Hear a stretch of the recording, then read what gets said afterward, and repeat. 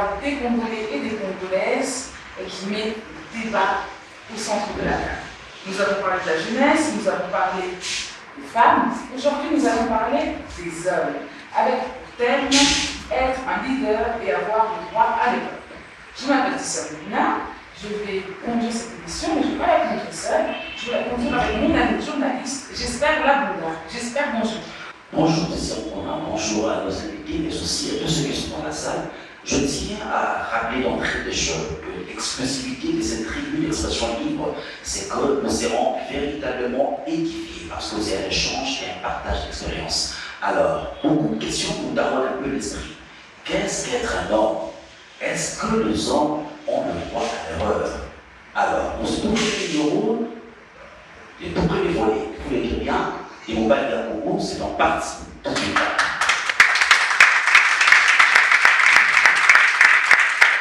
Alors Tessia, je tiens à faire remarquer à l'assistance que tu es la seule femme sur ce plateau, mais nous avons déjà l'honneur de recevoir nos très chers invités qui ont accepté de nous faire honneur, n'est-ce pas? Alors, que peut-on savoir de ceux qui sont là? Alors, je vais commencer par présenter mes invités et je vais commencer par ma gauche. Allez-y. Je vais me présenter par un analyste économique, c'est un mentor pour énormément de personnes. Moi, j'aime bien l'appeler un serial entrepreneur parce qu'il nous pousse. Et quand il dit qu'il s'y pousse, c'est un stratégiste. Merci d'applaudir M. Alkitegui. À côté de M. Alkitegui, c'est une personne qui fait la fierté de beaucoup de Congolais, une star internationale, qui non seulement il est chanteur, mais aussi entrepreneur. C'est quelqu'un qui nous a vraiment fait l'honneur d'être là aujourd'hui, M. Mohombi.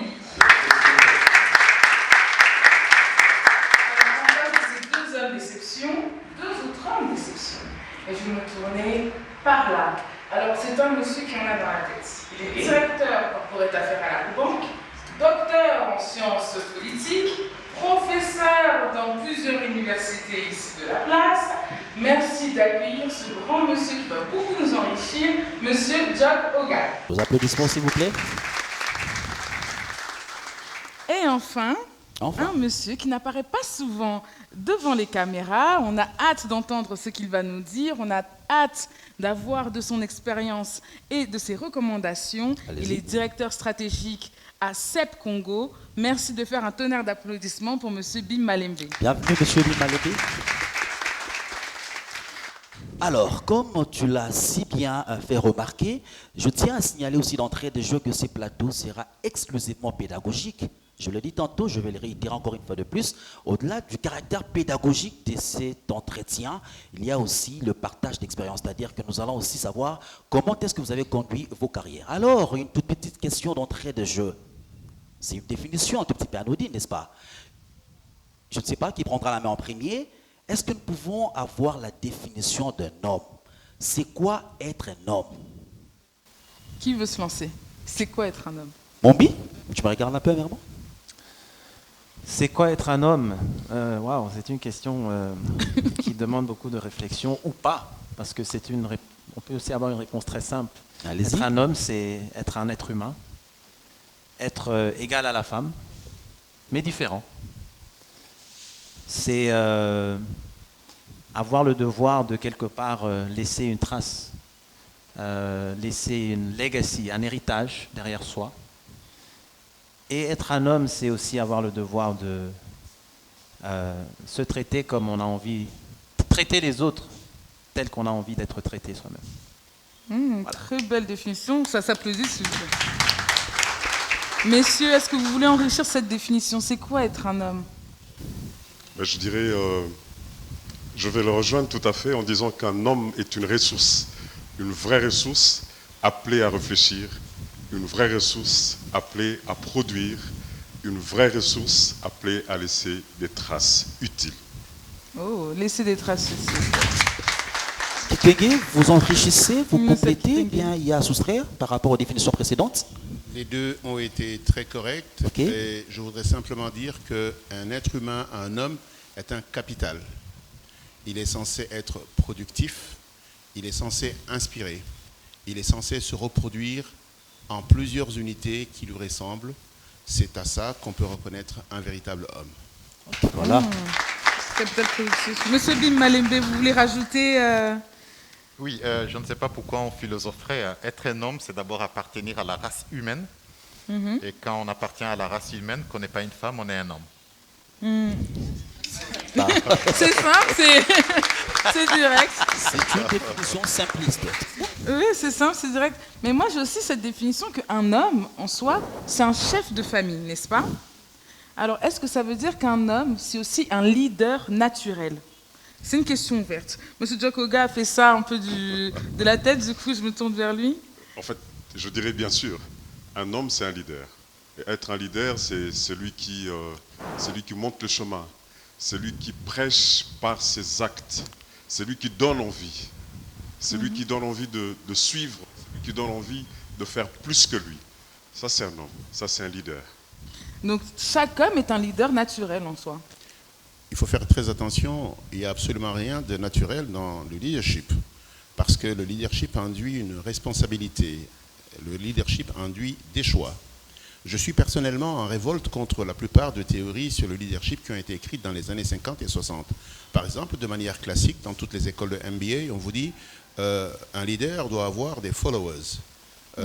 La démonstration de mon expérience personnelle, c'est que le plus grand leader de cette tradition est les États-Unis d'Amérique. Pendant un temps, ils ont avancé pensant que tout le monde devrait les suivre parce qu'ils étaient les chefs naturels. Et puis un jour, ils se réveillent, la Chine est devant, ils se réveillent, le Brésil est devant, ils se réveillent, l'Afrique du Sud est en train de passer sur le côté. Simplement parce qu'ils ont commis l'erreur de se tromper, que quand vous êtes un leader, vous devez vous assurer que vous gagnez, mais que les gens qui sont avec vous gagnent correctement. Alors, moi, j'ai mis en place une théorie sur le leadership qui dit, un vrai leader, c'est un stand tall at the back. C'est quelqu'un qui est derrière, qui te tient grand, et qui s'assure que quand il fait un pas dans ses intérêts, les autres personnes qui dépendent de lui font des petits pas et qu'ils avancent. Malembe, est-ce qu'il y a, par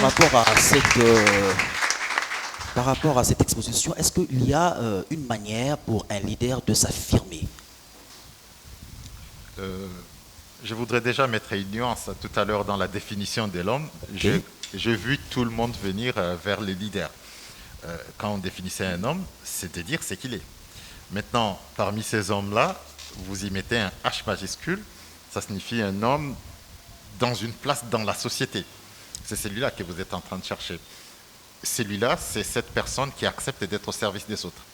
Le leader, c'est celui qui est au service des autres. Mais pas celui qui est forcément à la tête des autres, mais au service des autres. Un leader, c'est quelqu'un qui est au service des autres. Des autres. Moumbi, quelle est votre approche sur la question? Je suis tout à fait d'accord sur ce point-là, qu'un leader, c'est servir tout d'abord. Et je pense qu'il faudrait aussi faire attention on a comme ça naturellement l'habitude d'attribuer une sorte de responsabilité à un homme parce qu'il vient juste du sexe masculin. Je connais beaucoup, on peut citer beaucoup d'exemples de personnes que ça ne dérange pas de ne pas prendre position de leadership et pas être dans le spotlight. Moi, j'ai grandi dans une famille où jusqu'à preuve du contraire, le chef de la famille, le vrai chef, c'est ma mère. Hein? Bah oui, maintenant, c'est vrai que mon père fut un grand patron, mais le chef, donc leadership, il faut faire un peu attention à ça. Et je voudrais aussi rajouter que pour moi, un leader, c'est quelqu'un qui crée des leaders. Hein? Ce n'est pas question d'avoir le following. Mais qu'est-ce que tu as fait de ta position de leadership? C'est de passer le flambeau et faire le relais, et ainsi de suite. C'est comme ça que le développement peut continuer. Alors vous êtes des hommes qui inspirent, sûrement des modèles. Il y a Congo, comme nous vous avons qualifié, mais qui vous inspire? Qui sont vos modèles?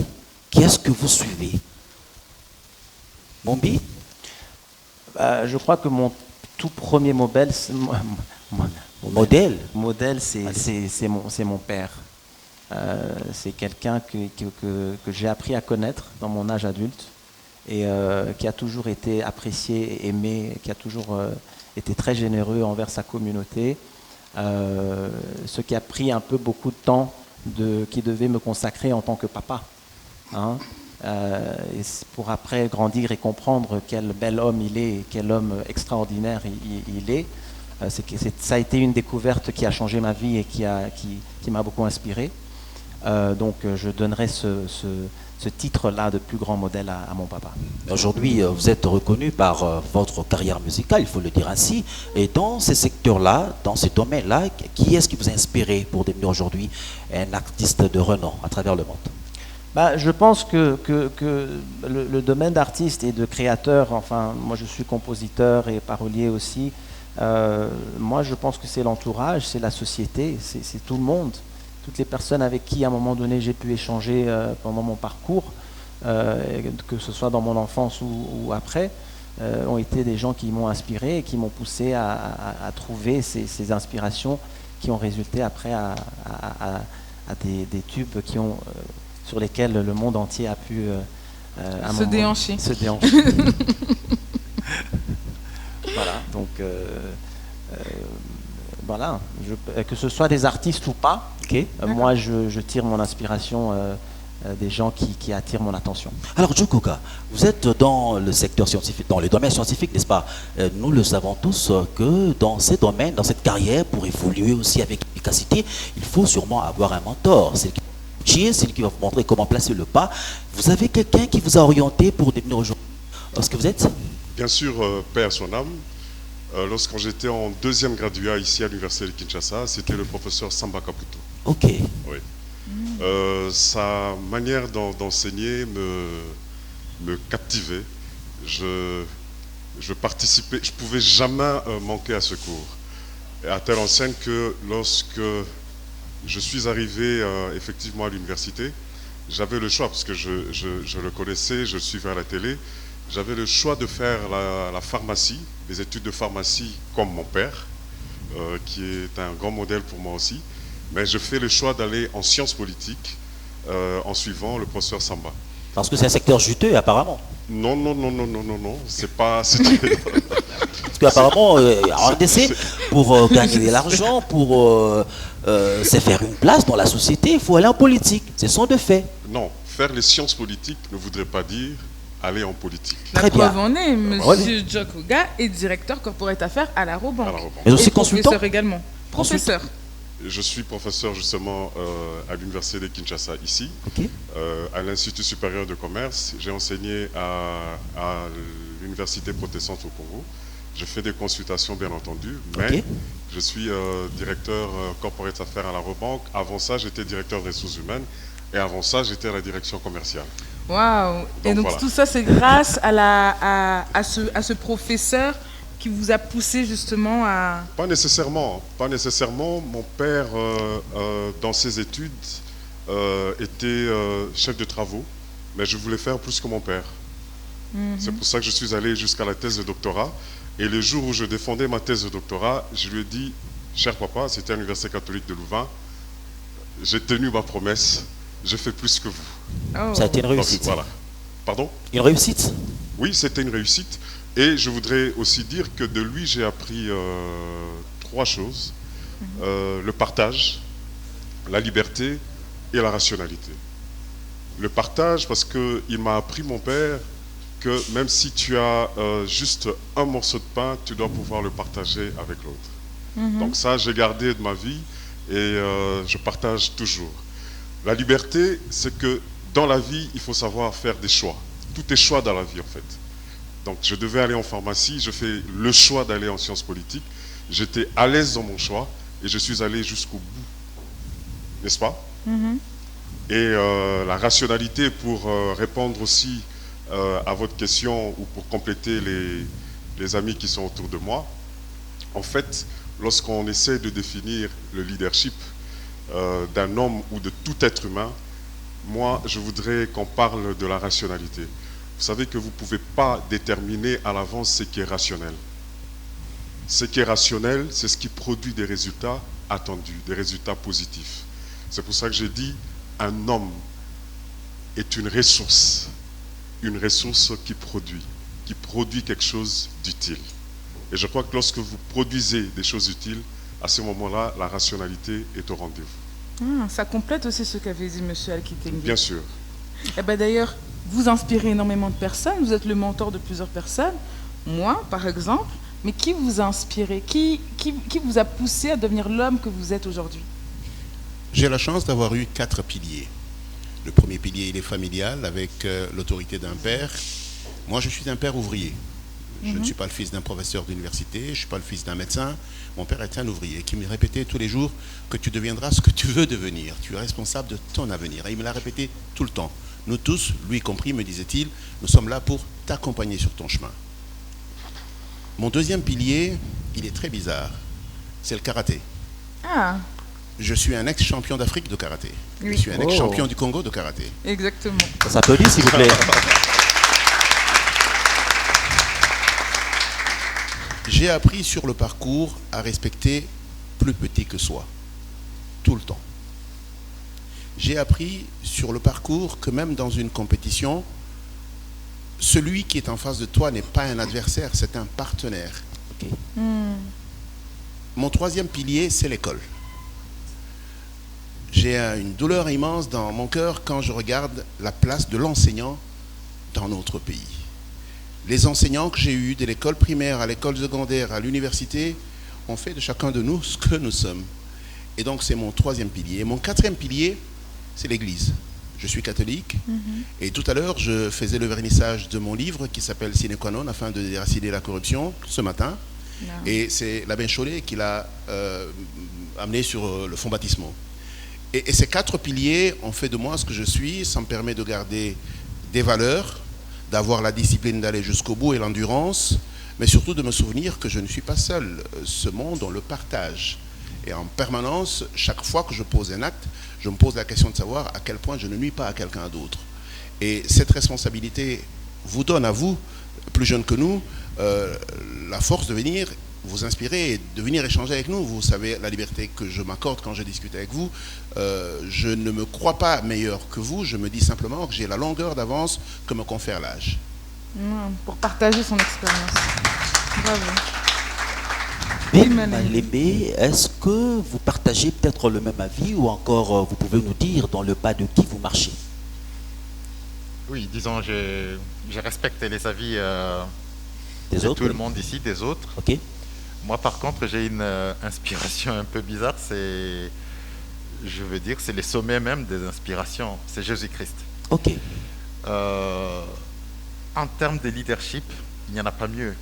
Je vous ai dit que le leader, pour moi, c'est la personne au service des autres. Et Jésus-Christ en est le modèle.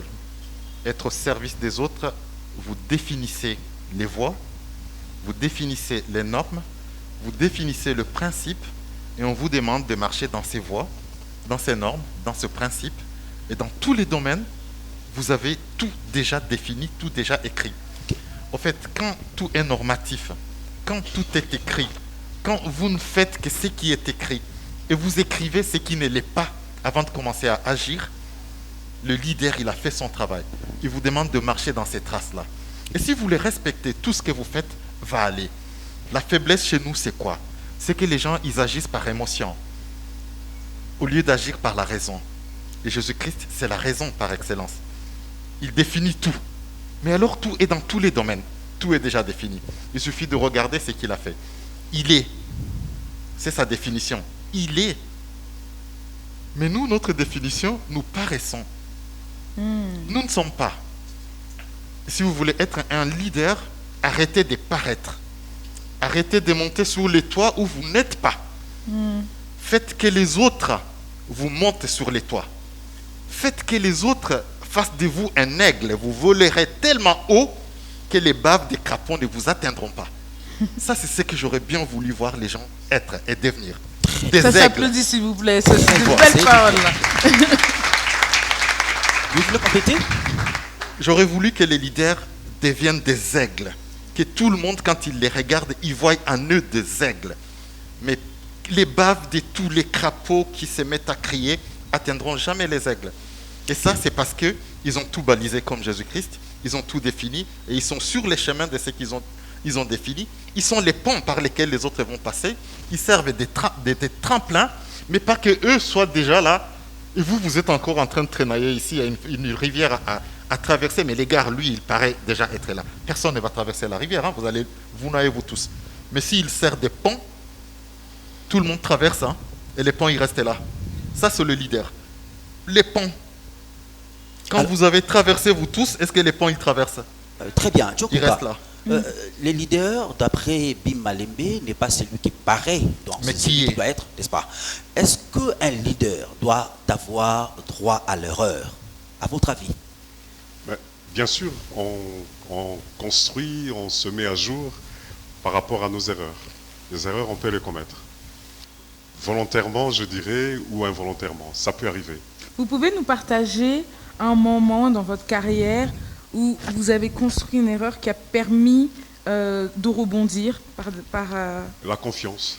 Lorsque vous faites confiance à un étudiant, lorsque vous faites confiance à un collaborateur, il peut vous induire en erreur. Et vous pouvez commettre une erreur. Vous avez un collaborateur qui doit vous soumettre un document à signer. Vous lui faites tellement confiance que vous signez juste.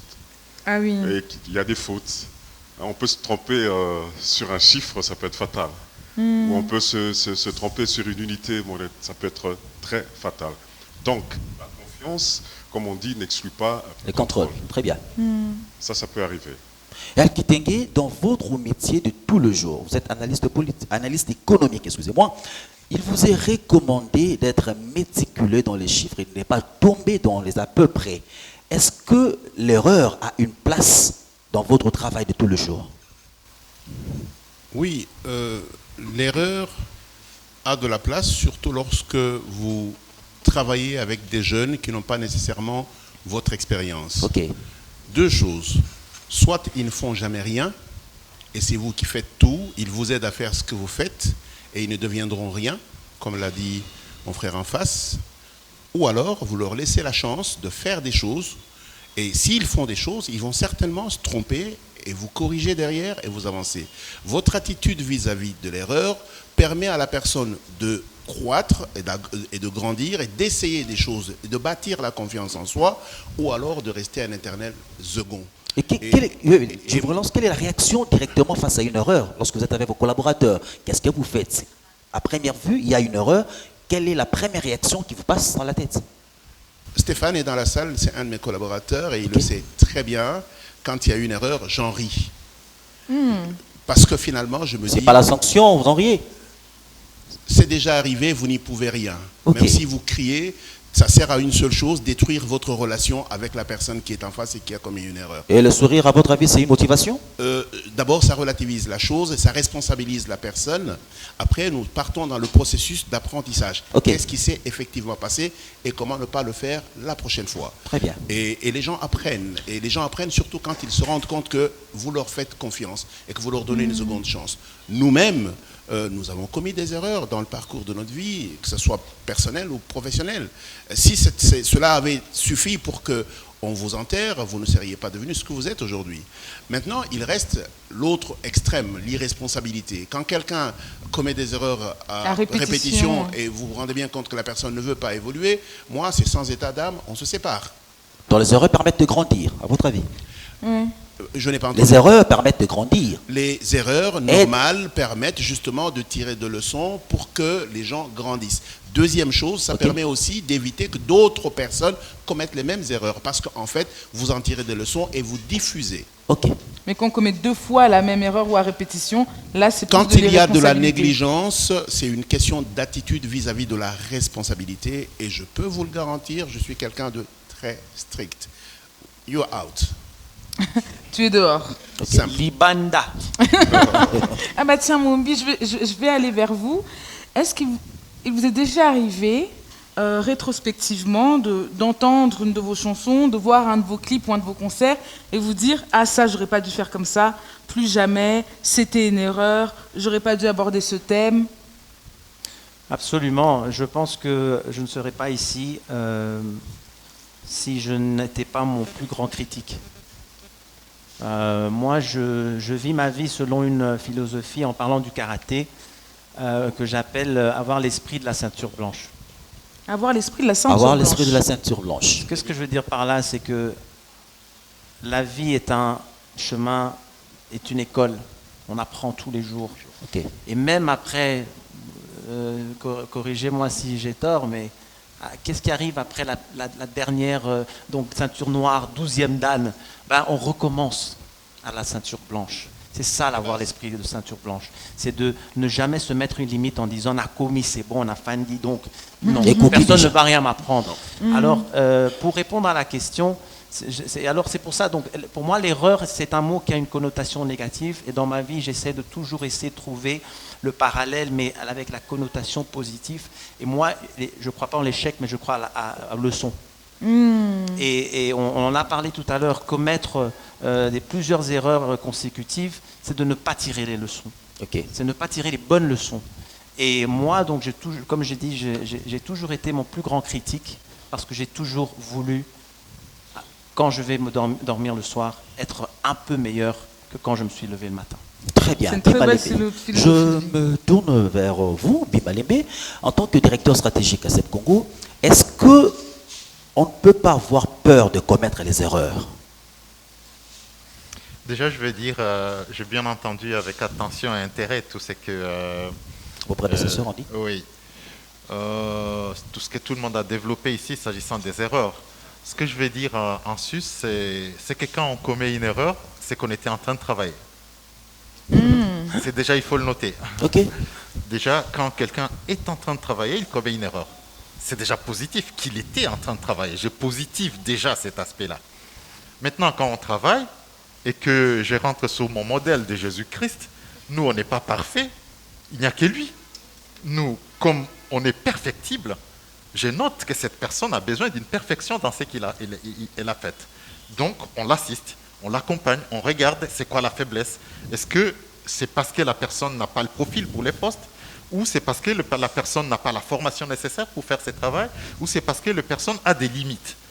En fonction de la raison de l'erreur, l'accompagnement conséquent pour cette personne-là. J'aimerais bien répondre par rapport à ce que vous venez de dire là. Vous dites qu'on peut aussi observer et constater si peut-être la personne a des limites. Et lorsque vous constatez que la personne a des limites en tant que leader, en tant que gestionnaire, c'est un collaborateur, quel est le mécanisme que vous employez et donc pour l'aider à comprendre qu'à partir d'ici, c'est ce qu'il faut faire?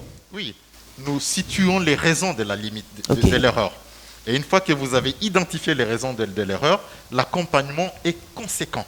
Parce que cette personne, pour arriver à ces postes, il a répondu au profil de ces postes-là, sauf si vous l'avez fait parachuter. Et alors, il ne faut pas vous prévaloir de vos propres turpitudes. Si vous avez procédé à une sélection comme il se doit, les personnes et à un poste qui est décrit avec un profil, c'est celui-là, cette personne-là a besoin peut-être d'un complément d'information, vous l'encouragez à aller de l'avant. Et l'erreur, ce que je voulais dire, pour terminer, je vais vous passer la parole, l'erreur fortifie le fort. Et il ne peut pas vouloir recommencer cette erreur-là, c'est une forte personne, mais par contre, comme disait Ali, si cette personne s'investit dans l'erreur, elle commence à poser problème, il faut peut-être la réformer, ou l'orienter autrement. Vous avez peut-être mal procédé à votre recrutement. Et à ce moment-là, c'est vous-même qui payez de votre propre faute pour un recrutement qui ne répondait pas au profil du poste. L'erreur fortifie le fort. Le fort. Alors, c'est un bon principe, mais c'est aussi un principe anglophone. Alors, je me tournais un peu par là parce que je sais que vous avez évolué dans des pays anglophones également. Dans les pays anglophones, on voit surtout l'erreur comme un apprentissage. Alors que dans notre pays, souvent on va sanctionner l'erreur. On va même parfois se moquer de quelqu'un qui a commis une erreur. On va dire que c'est un incapable, on va le juger plus facilement. Comment expliquez-vous ça? Qu'on n'ait pas forcément cette philosophie dont vient de parler Bimalembe, mais que la plupart du temps, les gens sanctionnent, contrairement aux pays anglophones. Il faut surtout s'éloigner de l'humiliation. Il ne faut jamais humilier ses collaborateurs. Parce que vous ne savez même pas où est-ce que vous allez les rencontrer dans 5 ans, dans 10 ans. Ils peuvent avoir un parcours exceptionnel qui les positionne au-dessus de vous. Et donc, méfiez-vous de la position de supériorité que vous avez vis-à-vis d'un individu à un moment donné de votre vie et de la sienne. Et donc, restez juste une personne humaine et sachez que la circonstance dans laquelle vous êtes donné pour faire du bien. Et faire du bien, c'est aussi faire grandir quelqu'un. Il y a quelque chose que j'insémine de manière permanente aux jeunes qui travaillent avec moi. C'est la discipline. La discipline. Absolue. Parce qu'il n'est pas possible d'avoir de résultats sans discipline. Et sur cette question, je suis intraitable. Et un bon leader, c'est celui qui commence par mettre en place les règles et les faire respecter. Et si vous mettez les règles et vous les faites respecter, vous êtes un leader. Parce que finalement, les règles sont faites pour un certain nombre de résultats. Si tout est respecté, vous allez, en tout cas, inexorablement arriver au résultat. Si chacun fait ce qu'il veut faire, ce qu'il entend faire, alors qu'on s'est entendu sur ce qu'il y a à faire, ça devient la cacophonie. J'insiste.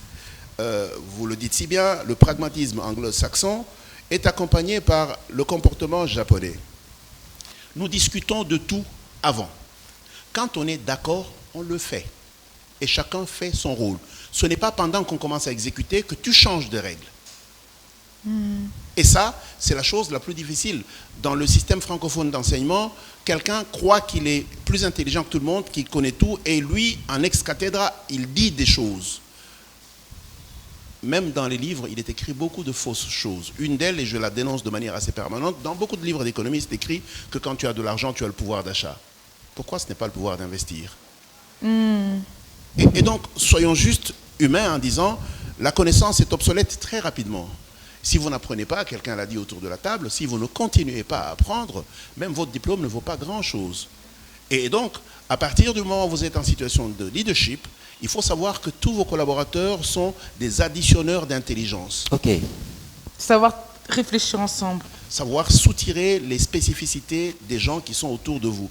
Je ne comprends pas souvent ce qui arrive à un certain nombre de responsables hiérarchiques. Tu recrutes des gens brillants parce que ça fait partie des conditions. Okay. Quand ils viennent autour de toi, tu leur donnes aucune responsabilité, mais il y a un problème. Oui. Mombi? Ben, c'est super intéressant, merci pour ça. Et merci à tout le monde d'ailleurs. Je veux applaudissez vous tous parce que... Hein? Le public va intervenir après un moment. C'est un bon moment qu'on passe ensemble là.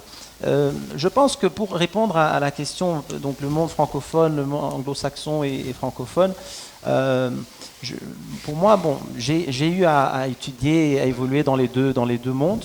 Et j'ai constaté quand j'étais étudiant dans un système belge que le professeur qui a des élèves qui échouent, c'est quelque part, allez c'est bon, ça veut dire que j'ai été dur, j'ai réussi à faire échouer quelques-uns, tu en as eu combien? Et dans la cafétéria, ils se parlent entre eux, tu en as eu combien qui ont échoué? Ouais, j'en ai 5 en rattrapage. Mais attendez les gars, on est en train de parler de quoi là? De la vie des gens Et par contre, dans l'autre monde, dans le système suédois, qui est celui dans lequel j'ai étudié le plus, mais aussi le système anglo-saxon, c'est un échec pour le professeur d'avoir des élèves qui échouent.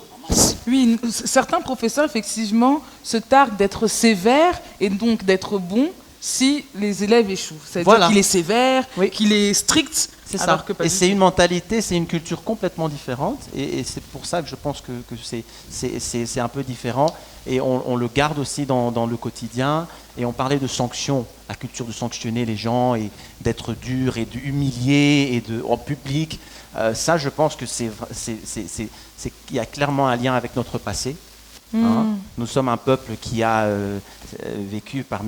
été victime et témoin des atrocités les pires atrocités de l'histoire de l'humanité. Et la science nous confirme aujourd'hui que les souvenirs et les mémoires voyagent dans notre ADN.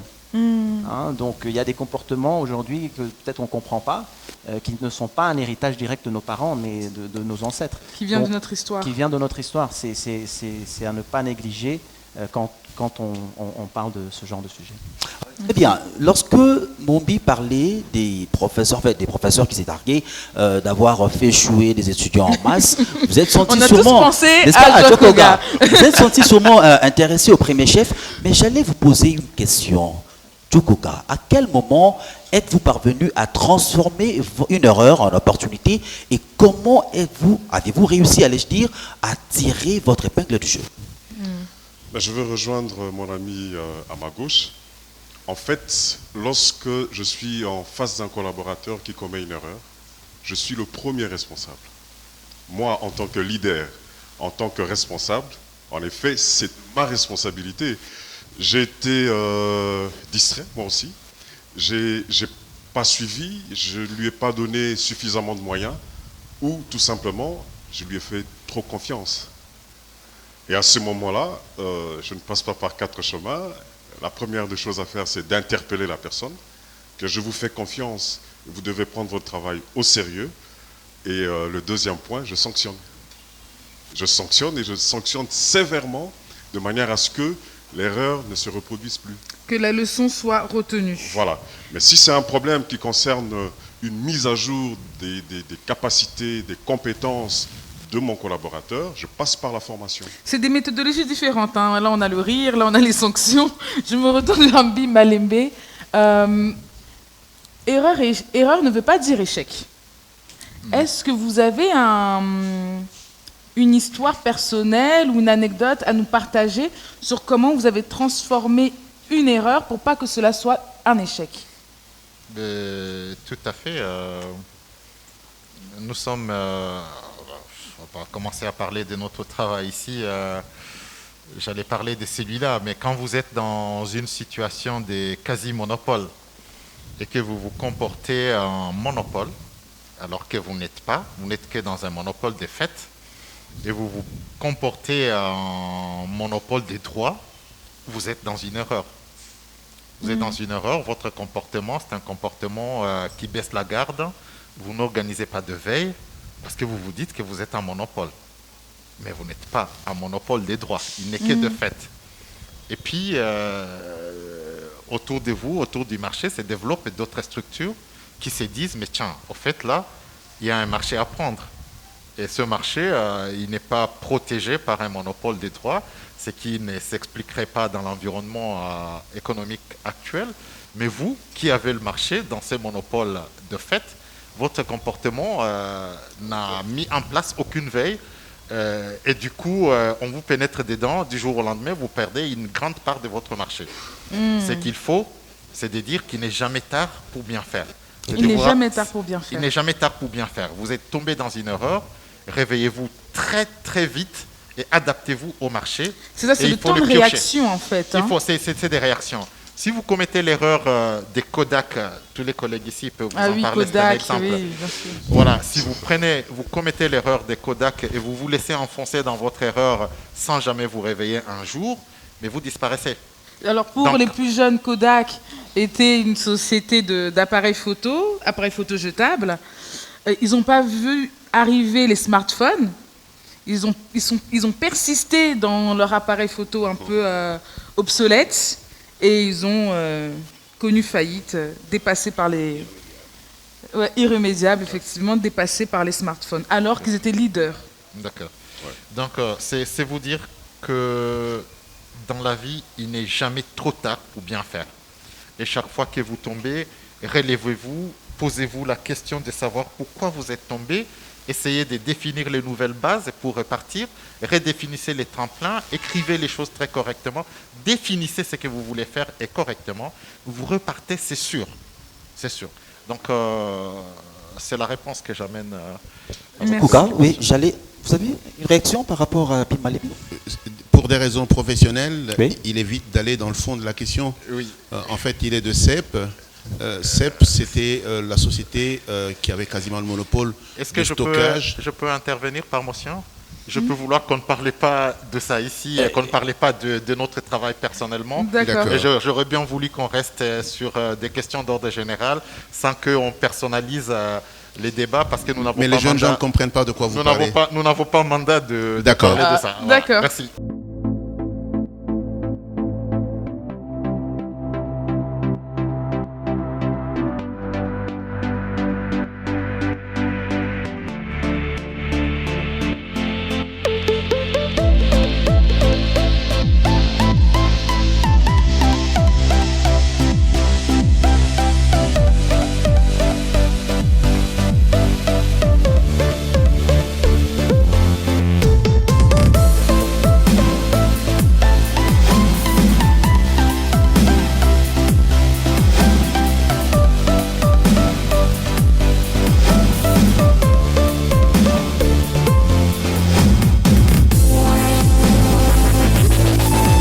Alors, je me retourne à Djokoka. Il arrive des fois que les règles ou encore les normes soient transgressées, n'est-ce pas, en politique. Et on se pose cette question, doit-on corriger les erreurs par la pratique ou encore c'est le travail de révision de nos théories que nous devons faire? Bon, je dirais que, en fait, ce sont les hommes. Beaucoup d'abus, hein, pour vous mettre un peu la puce à l'oreille. Aujourd'hui, nous avons des constitutionnalistes. Chacun interprète la Constitution à sa manière. Chacun a son mot par rapport à une réalité quelconque.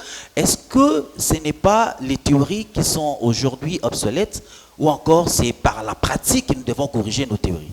Non, je ne pense pas que les théories soient... C'est comme la loi, je ne pense pas qu'elles soient...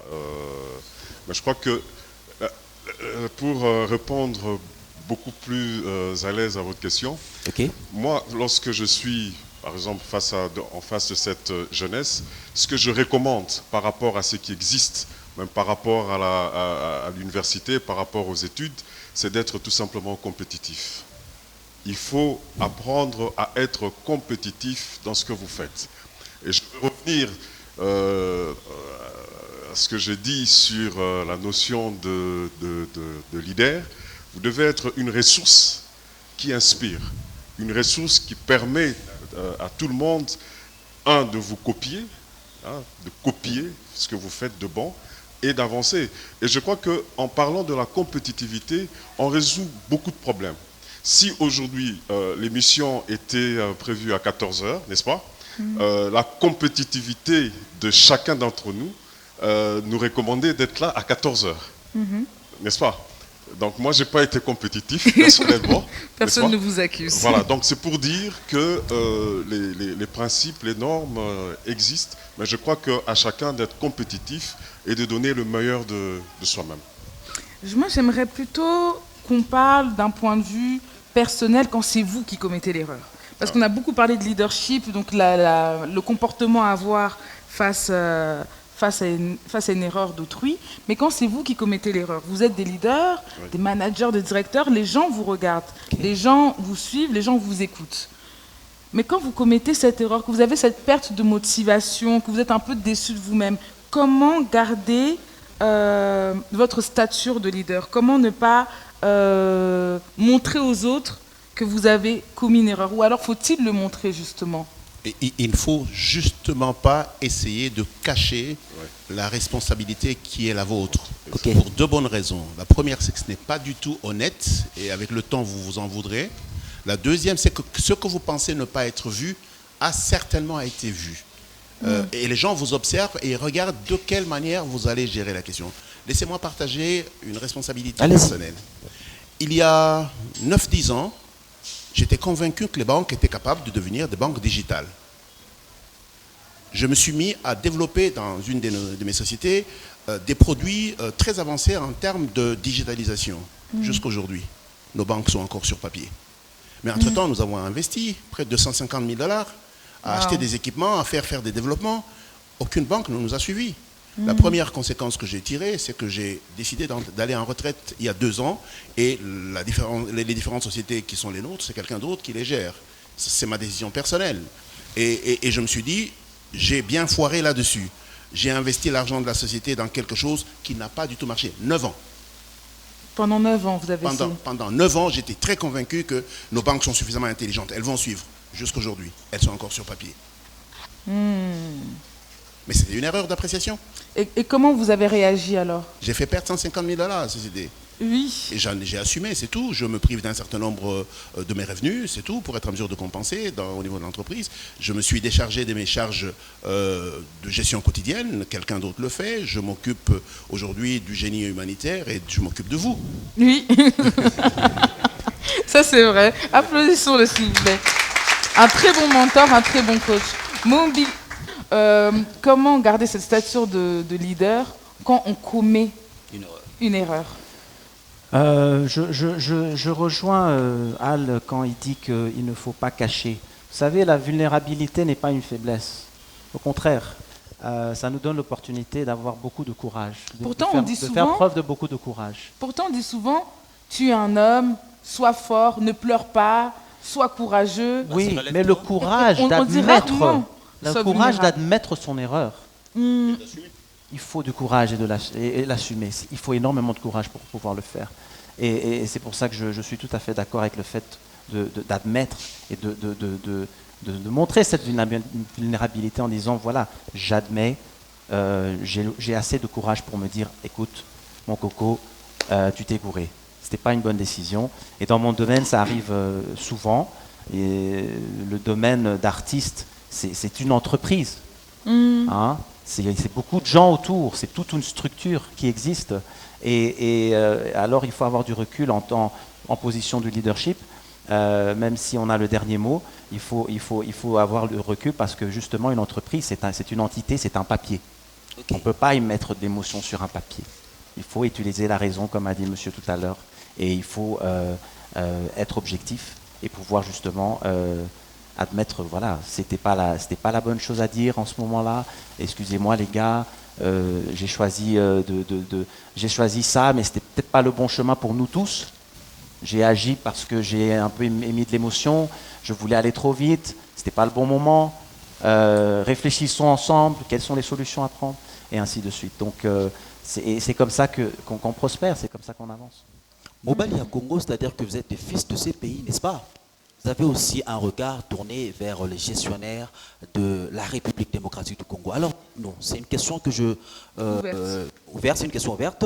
Dites-nous, quel regard portez-vous sur les erreurs commises par nos gestionnaires politico-économiques?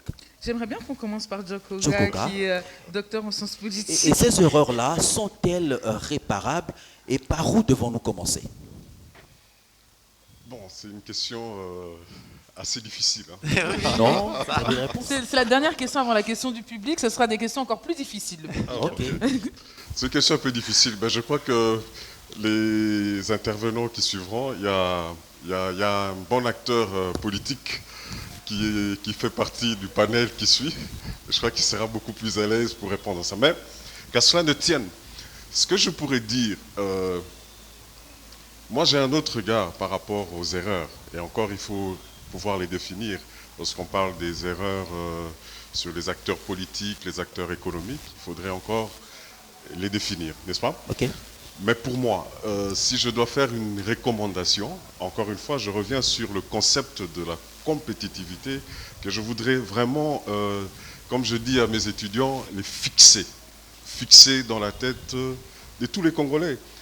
Dès l'instant où nous allons décider d'être compétitifs, je crois que nous commettrons moins d'erreurs. Voilà.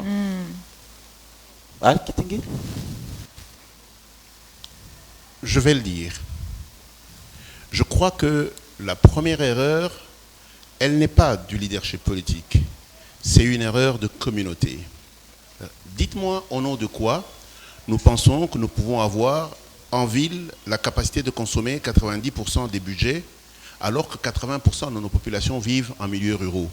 Chaque fois qu'on nous montre des images de nos milieux ruraux, les animaux et les hommes vivent exactement dans les mêmes conditions et nous sommes à l'aise. C'est grave ça. Oh, c'est fort. Ok. Je vais vous dire autrement. Il y a des femmes qui tombent enceintes, qui passent 9 mois de grossesse et qui accouchent sans avoir jamais vu le moindre médecin, le moindre infirmier. Ça, c'est des réalités de ce pays. Nous sommes dans un pays où, quand on parle des pygmées, on les appelle les autochtones. Après 60 ans d'indépendance, nous les traitons encore comme des sous-hommes. Nous reproduisons exactement ce que les Blancs ont fait sur nous. Nous le reproduisons sur nos frères qui sont dans les milieux ruraux, en les mettant en situation d'esclavage ou en situation de colonisation.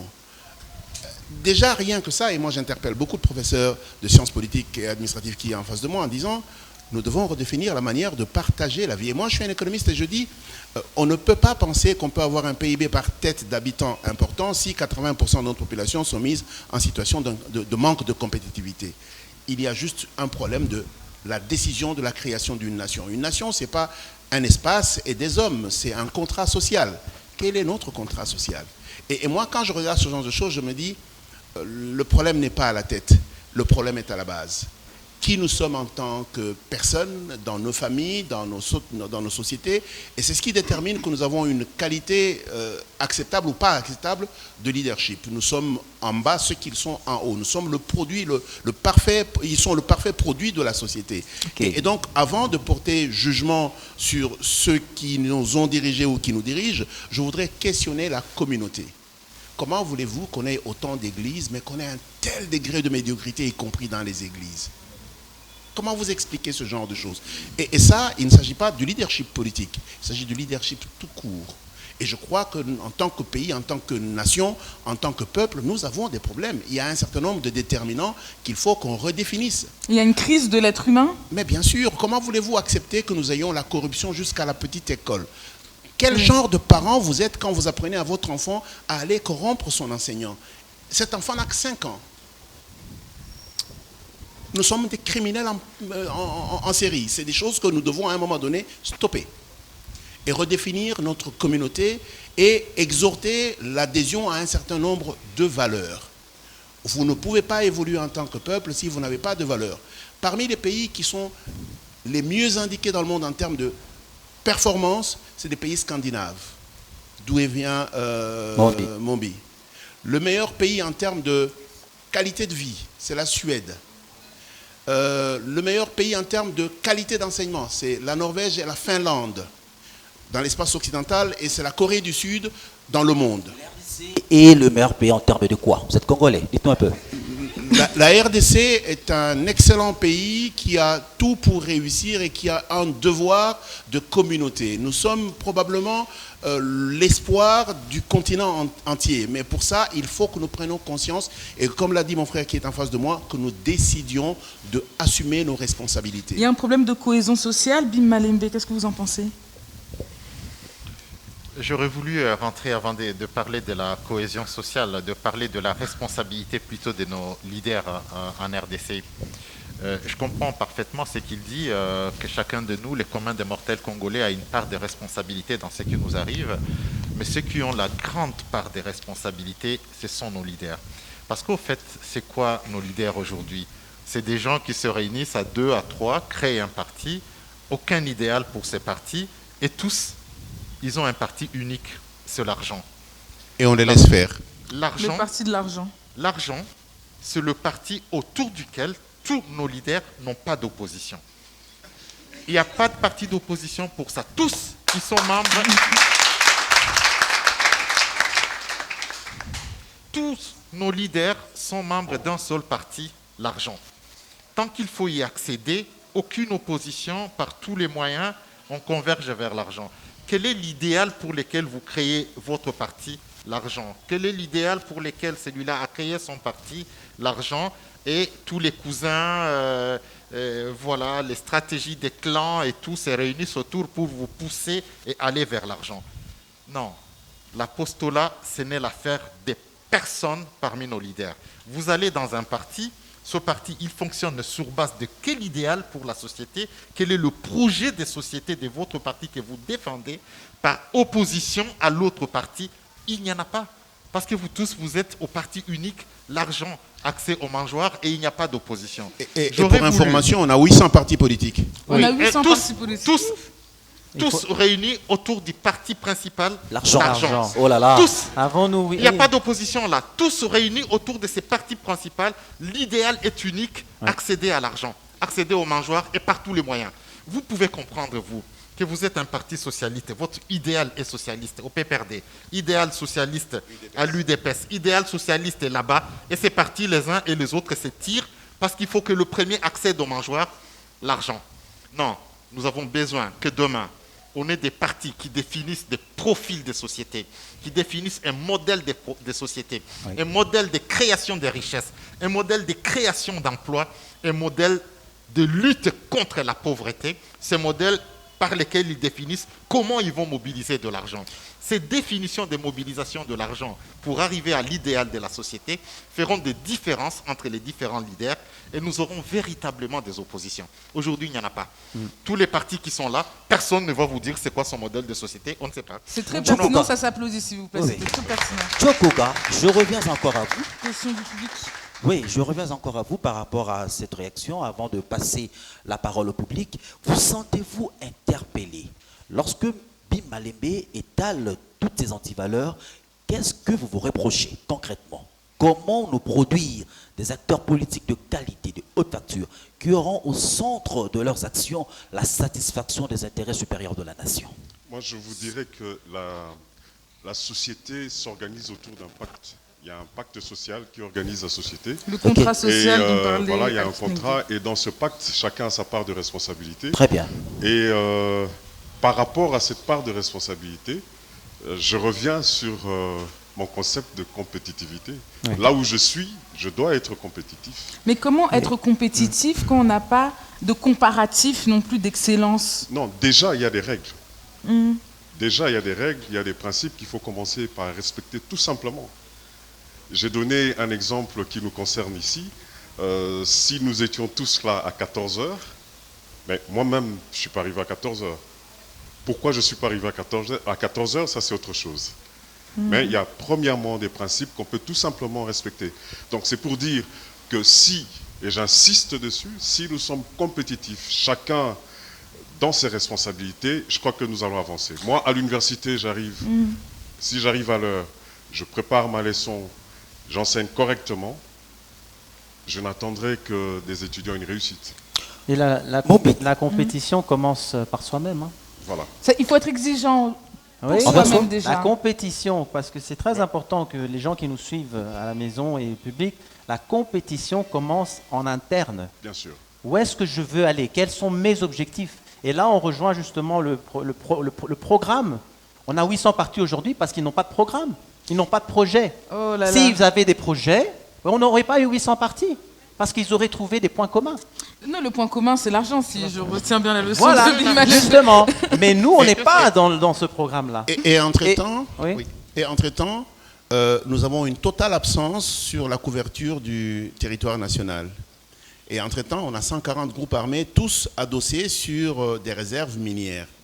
Et nous n'avons aucune autorité là-dessus. Et on est étonné. La géométrie de la pauvreté et la géométrie du barbarisme, c'est exactement la même. La seule chose que je dis aujourd'hui, c'est que la discipline collective et la discipline individuelle sont deux facteurs de réussite. On ne peut pas avoir des dirigeants qui ne sont pas compétents en permanence, de manière successive, et espérer nous jeter des fleurs. Nous sommes responsables de ce qu'ils sont là-bas. On est tous responsables, Nous individuellement. sommes responsables de leur présence là où ils sont. Il n'est pas acceptable que nous soyons un peuple sérieux et que nous ayons des dirigeants qui ne sont pas sérieux. Ils sont nos frères, nos sœurs, nos oncles, nos tantes. Ces gens-là viennent de nous, ils ne viennent pas des arbres. Comment voulez-vous que gouvernement après gouvernement, ils sont tous, j'ai envie de dire, médiocres? C'est quoi le problème? Alors très bien. Je pense que nous allons... J'ai quelque chose à... Attendez un peu, s'il vous plaît. En 30 secondes 30 secondes. Allez-y. J'ai pas eu à répondre à l'erreur que moi je pense qui a été commise dans ce pays. Ok. Moi, je crois que quand on a tendu la main, au lieu de prendre ce qui nous est dû, on a tendu la main pour recevoir quelque chose. Et c'est devenu un automatisme. C'est une philosophie de l'assistanat. On a mis notre destin entre les mains d'un étranger. Et on s'attend toujours à ce que cet étranger va venir, qu'il soit blond aux yeux bleus et qui va venir nous résoudre nos problèmes. Ah. Alors s'attendre à ce que cela va arriver, c'est comme à vivre chez ses parents et s'attendre que c'est le voisin qui va me nourrir et me préparer ma nourriture. Apparemment, cette colonisation, encore cette façon de faire le couvert, c'est en rapport avec la complicité avec nos frères et sœurs, n'est-ce pas?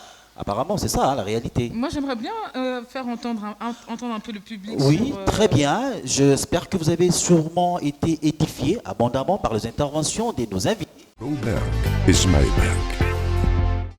Je suis Santa Khadija Omelema, journaliste.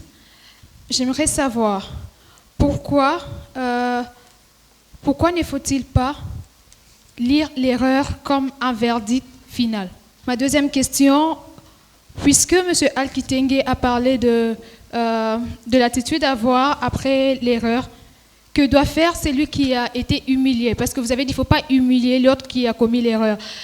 Il y a ces leaders qui ne comprennent pas cela. Que doit faire celui qui a été humilié par une autre personne simplement parce qu'il a commis des erreurs? Ma troisième et dernière question, M. Moumbi a parlé de la correction des erreurs.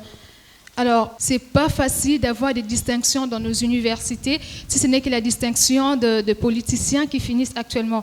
Alors, que doit faire cet étudiant-là qui travaille dur? Parce qu'on doit mériter ce qu'on fait, en fait.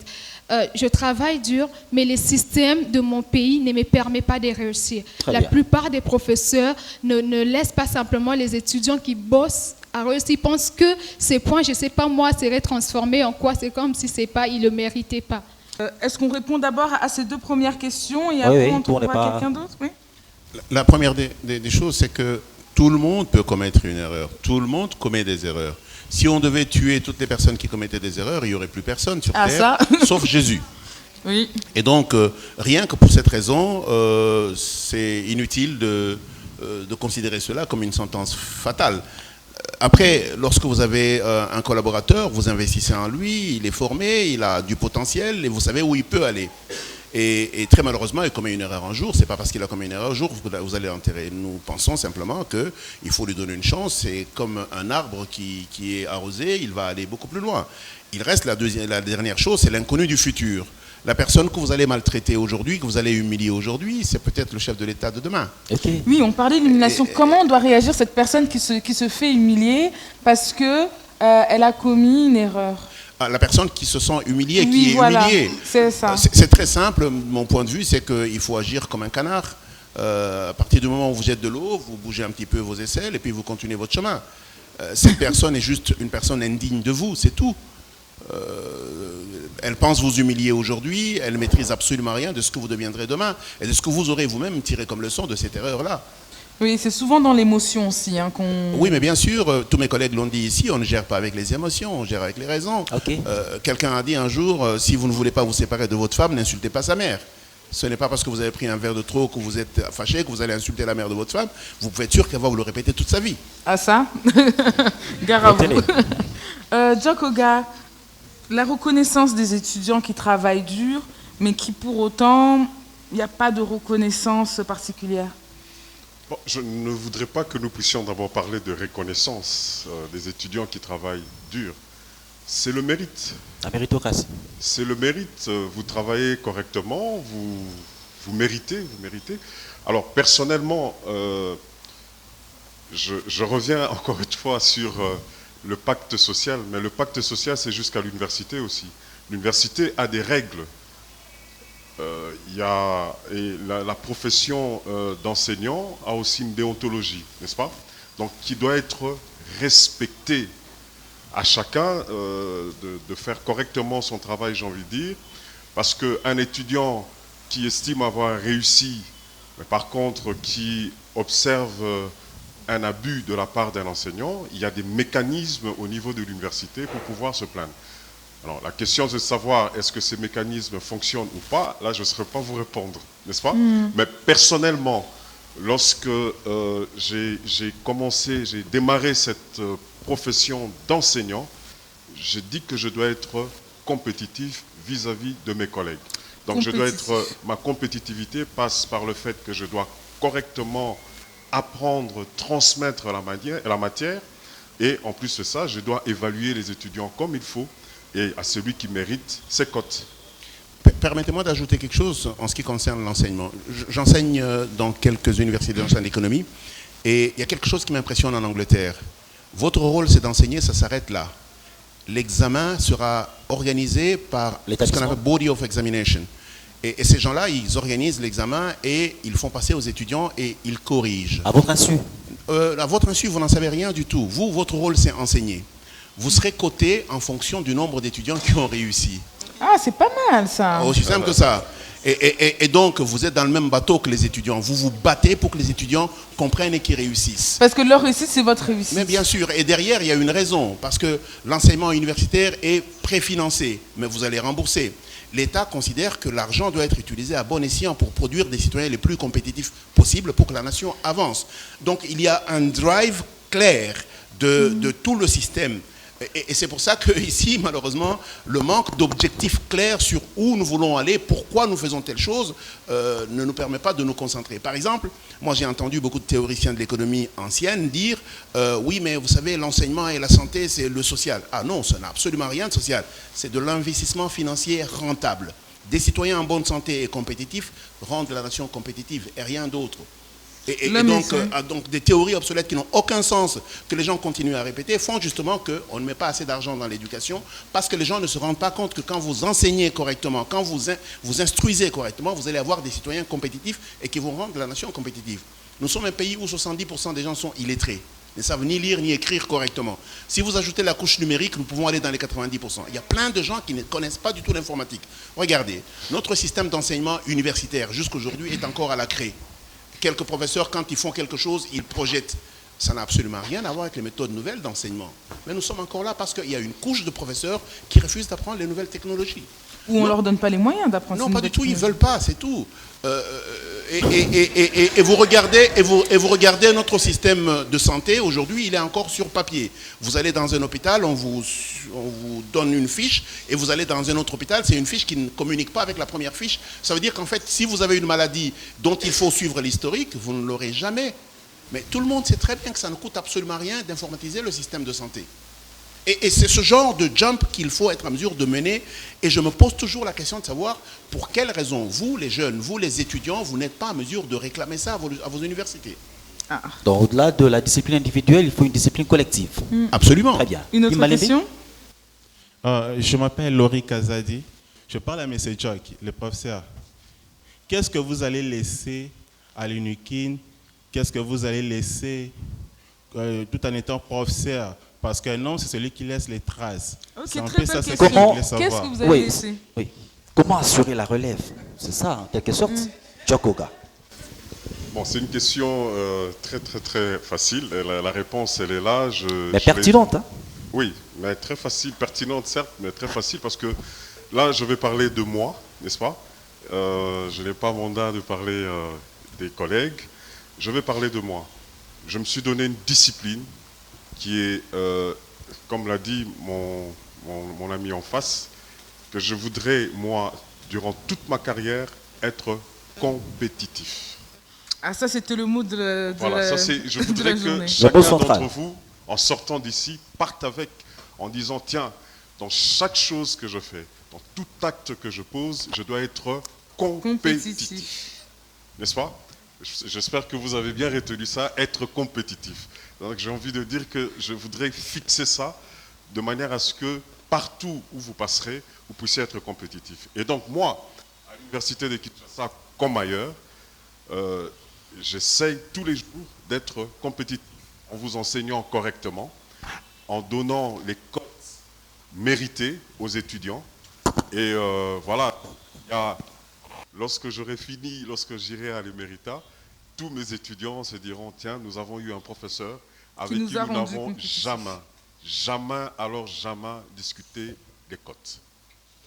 Un professeur qui nous a rendus compétitifs. Mais c'est une question qui est intéressante aussi pour chacun de nos invités.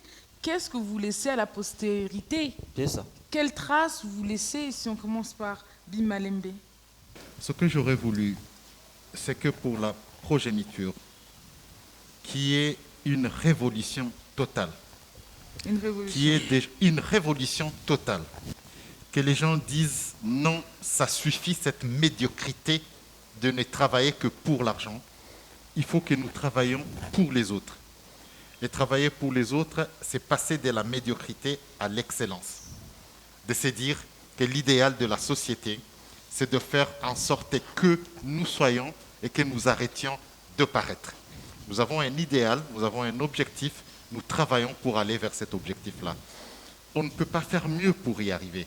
C'est de se dire que toute richesse que vous recevez, tout ce que vous avez comme enrichissement sans cause, vous tuez votre société.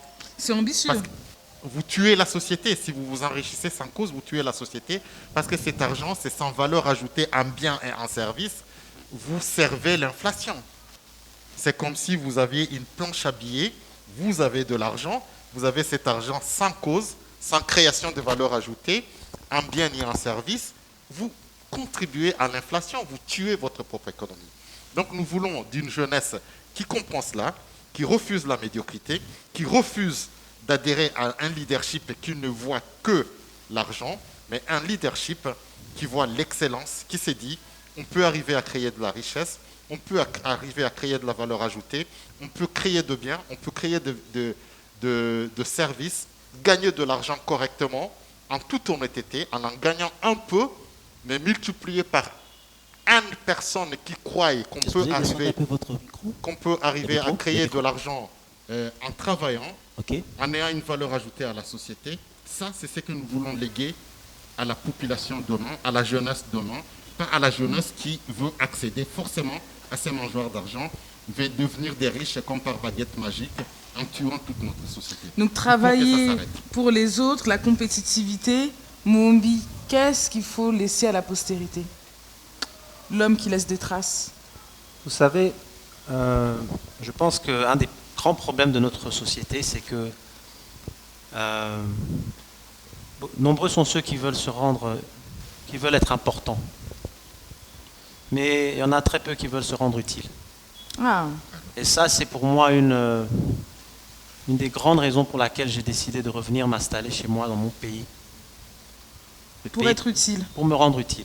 C'est-à-dire servir et à un moment donné transmettre des expériences et compétences que j'ai pu acquérir en faisant le tour du monde quelquefois. Et je suis un entrepreneur culturel, on va dire.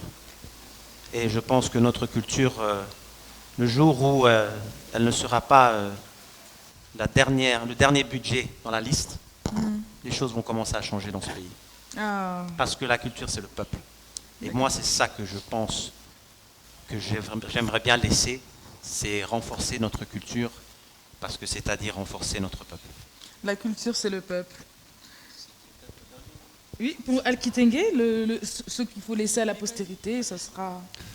Ce matin, comme je disais tout à l'heure, nous faisions le vernissage du livre que j'ai rédigé, que je vous invite à lire. Il s'appelle Sine qua non, afin de déraciner la corruption. En parallèle avec le vernissage de ce livre, nous avons lancé un mouvement qui s'appelle Les Intègres. C'est un mouvement associatif où vous pouvez volontairement adhérer. Il y a un code de conduite. Ça veut dire qu'en fait, vous acceptez d'avoir un comportement qui est digne du code de conduite. Il est adressé aux gens qui sont en position de leadership ou aux gens qui sont dans la société de tous les jours et aux jeunes. L'objectif, c'est que nous soyons co-constructeurs de l'avenir. Dans notre hymne national, nous disons « Nous bâtirons quand ?» Et quand vous lisez l'hymne national, tout est au présent sauf 3 points. Les engagements. Nous sommes peut-être le fruit de notre hymne national. Nous peuplerons, mais nous peuplons déjà. Complètement irresponsable. Et je pense que nous attendons que quelqu'un fasse le changement pour nous. Nous devons être le changement que nous voulons. Nous ne pouvons pas espérer que des gens qui bénéficient de l'ambiance actuelle qui est complètement déboussolée changent les règles du jeu qui les alimentent. Nous devons être en mesure de créer cet autre écosystème, ce nouveau paradigme qui marche, mais qui marche pour tout le monde. Tout le monde sait très bien que si nous avons une ville qui est polluée, tout le monde aura des problèmes avec les poumons.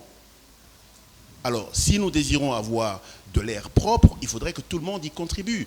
C'est la même chose avec un pays sérieux, un pays intègre, un pays qui avance. Il faut que tout le monde fasse sa part de règles du jeu.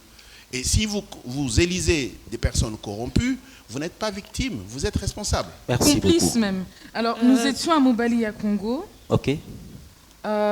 J'aimerais bien savoir ce que mon ami, j'espère la Bunda, a retenu de cet échange pour notre mot de la fin et vous dire au revoir. Le risque est immense, il faut le dire. Je ne saurais résumer toutes ces prestigieuses interventions. Mais tout ce que moi je retiens de ces interventions, c'est qu'un leader, c'est celui qui est conscient de ses responsabilités, c'est celui qui cultive des valeurs et c'est celui qui travaille pour la cause commune. En tout cas, excusez-moi, chers invités, si peut-être j'ai transgressé l'un de vos principes, mais je pense que résumer vos interventions serait peut-être prétentieux pour moi. Alors, c'est la fin, n'est-ce pas, de ce premier volet. Nous allons dire un grand merci. C'est un merci lourd de sens et plein de reconnaissance à tous ceux qui ont accepté de prendre part à ce premier volet. D'abord à nos invités, mais aussi à tous les partenaires crédibles. Je veux citer Komodo, La Bianca, la quinoise, c'est café au goût inclassable. Son et lumière, cette salle qui nous a réussi, qui nous a réunis aujourd'hui, il faut le dire, Robank, mais aussi Biwan. Madame, messieurs, fidèles téléspectateurs, mais aussi vous qui êtes dans la salle ici, nous vous disons une fois de plus merci et vous fixons rendez-vous très prochainement avec le même plaisir. À tantôt. Au revoir.